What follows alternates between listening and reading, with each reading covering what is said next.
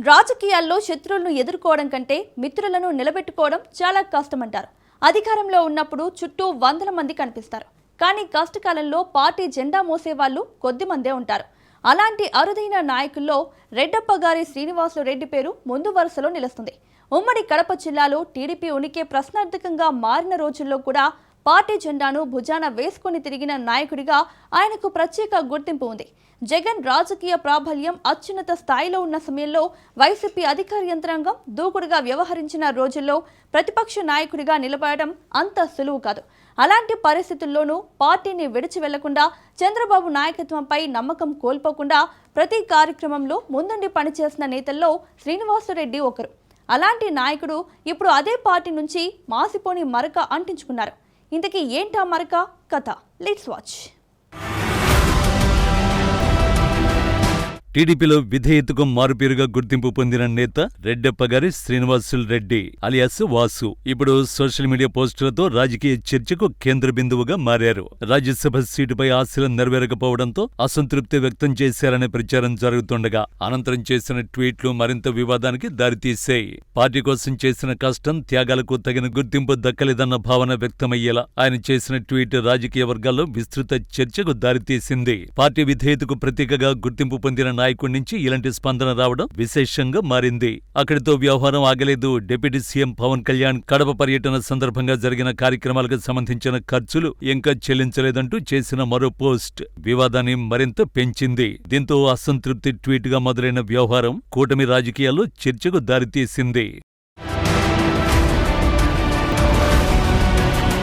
Reddappagari Srinivasulu Reddy alias Vasu care of Kadapa పేరు చెప్పగానే చాలా మంది చంద్రబాబు మనిషి అని గుర్తుపడతారు. పార్టీకి విధేయతకు మారుపేరుగా ఆయనను పేర్కొంటారు. జిల్లా అధ్యక్షుడిగా, కడప పార్లమెంటు బాధ్యుడిగా, పొలిట్ బ్యూరో సభ్యుడిగా, తర్వాత జోనల్ కోఆర్డినేటర్ గా ఆయన నిర్వహించిన బాధ్యతలు చిన్నవేం కావు. అయితే రాజకీయాల్లో ఒక్క క్షణం చాలు ఎన్నో ఏళ్లుగా నిర్మించుకున్న ఇమేజీ మారిపోవడానికి.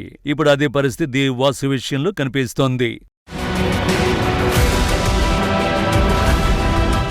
2024 ఎన్నికల ముందు టీడీపీలో చాలా మందికి టికెట్లు రాలేదు. చాలా మంది అసంతృప్తి వ్యక్తం చేశారు. కానీ శ్రీనివాసులరెడ్డి కుటుంబానికి మాత్రం పార్టీ ప్రత్యేక ప్రాధాన్యం ఇచ్చిందనే అభిప్రాయం టీడీపీ వర్గాల్లో ఉంది. ఆయన సతీమణి రెడ్డప్పగారి మాధవిరెడ్డికి పార్టీ టికెట్ కేటాయించింది. కడప రాజకీయ చరిత్రలో ఊహించని విధంగా ఆమె విజయం సాధించారు. మైనారిటీ కాని మహిళగా కడప అసెంబ్లీ రాజకీయాల్లో అరుదైన రికార్డు నెలకొల్పారు. ప్రభుత్వం ఏర్పడిన తర్వాత మాధవిరెడ్డికి ప్రభుత్వ విప్ పదవి కూడా దక్కింది. ఇది చంద్రబాబు నాయకత్వం శ్రీనివాసులరెడ్డి కుటుంబంపై ఉంచిన నమ్మకానికి నిదర్శనమని అప్పట్లో టీడీపీ నాయకులే వ్యాఖ్యానించారు. పార్టీ కష్టకాలంలో నిలబడిన వ్యక్తికి ఇదే సరైన గౌరవమని కూడా చాలా మంది అభిప్రాయపడ్డారు. అయితే రాజకీయాల్లో ఒక పదవి వచ్చిన వెంటనే మరో లక్ష్యం కనిపించడం సహజం. టీడీపీ వర్గాల్లో చాలా కాలంగా వినిపిస్తున్న చర్చ ఏమిటంటే వాసు రాజ్యసభ సభ్యత్వంపై చాలా ఆశలు పెట్టుకున్నారట. తనకు అవకాశం వస్తుందని పార్టీ అధినేత నుంచి సానుకూల సంకేతాలు ఉన్నాయని ఆయన సన్నిహిత వర్గాలు కూడా నమ్మేయట. కడపలో పార్టీ కోసం చేసిన సేవలు, ఎదుర్కొన్న ఇబ్బందులు, కుటుంబానికి వచ్చిన రాజకీయ గుర్తింపు అన్నింటినీ బేరీజు వేసుకుంటే రాజ్యసభకు తన పేరు ఖరారవుతుందని ఆయన భావించారనే చర్చ చాలా కాలంగా వినిపిస్తోంది. కానీ రాజకీయ సమీకరణలు వేరే దారిలో పయనించాయి. టీడీపీ ఖాతాలో వచ్చిన 3 రాజ్యసభ స్థానాలు ఇతర నేతలకు వెళ్లాయి. మరో స్థానం మిత్రపక్షం జనసేనకు దక్కింది. దాంతో వాసు ఆశలు ఒకసారిగా ఆవిరయ్యాయి. వాస్తవానికి పార్టీలు ఇలాంటి సందర్భాల్లో అసంతృప్తి నేతలను బుజ్జగించే ప్రయత్నం చేస్తాయి. టీడీపీలో కూడా అదే జరిగింది. పార్టీ సీనియర్ నేతలు ముఖ్యంగా పల్లా శ్రీనివాసరావు, కిలారు రాజేష్ తదితరులు అసంతృప్తి నేతలతో మాట్లాడి పరిస్థితిని చక్కదిద్దే ప్రయత్నం చేసినట్లు సమాచారం. ఈ క్రమంలో చాలా మంది నేతలు ఆ బుజ్జగింపులను అంగీకరించారు. కానీ వాసు మాత్రం తన మనసులోని బాధను దాచుకోలేకపోయారు. అక్కడే కథ మలుపు తిరిగింది. ఓ ట్వీట్ చేశారు. తాను పార్టీ కోసం పడిన కష్టం, చేసిన త్యాగాలకు దక్కిన ఫలితం ఇదేనా అన్న భావన వ్యక్తమయ్యేలా చేసిన పోస్ట్ ఒకసారిగా రాజకీయ వర్గాల్లో చర్చనీయాంశమైంది.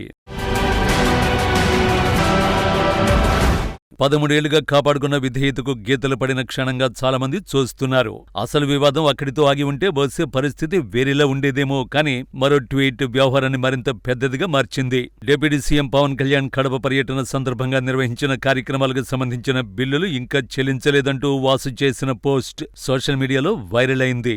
ప్రత్యేకంగా 21 లక్షల రూపాయల ఖర్చు అంశాన్ని ప్రస్తావించడం జనసేన వర్గాలను ఆగ్రహానికి గురిచేసింది.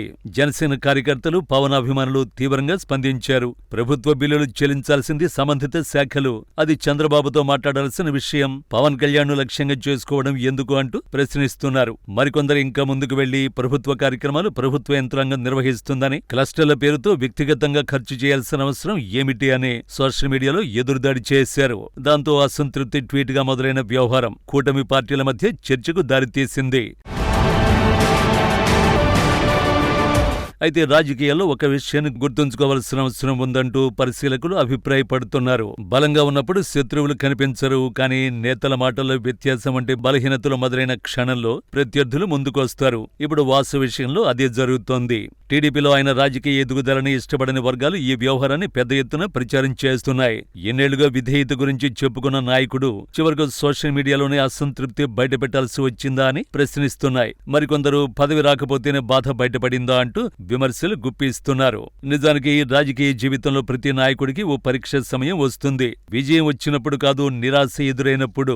ఆ సమయంలో తీసుకునే నిర్ణయాలే భవిష్యత్తును నిర్ణయిస్తాయి. శ్రీనివాసులరెడ్డి కూడా ఇప్పుడు అలాంటి మలుపు వద్ద నిలబడ్డారు. పార్టీ కోసం చేసిన సేవలు ఒకవైపు, వ్యక్తిగత రాజకీయ ఆశలు మరోవైపు.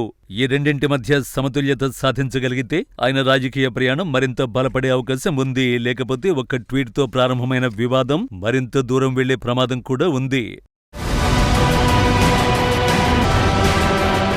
రాజకీయాల్లో పదవులు శాశ్వతం కావు, అవకాశాలు కూడా శాశ్వతం కావు. కానీ ఒక నాయకుడు నిర్మించుకునే విశ్వసనీయత మాత్రం అమూల్యం. శ్రీనివాసులరెడ్డి 13 ఏళ్లుగా సంపాదించుకున్న రాజకీయ మూలధనం అదే.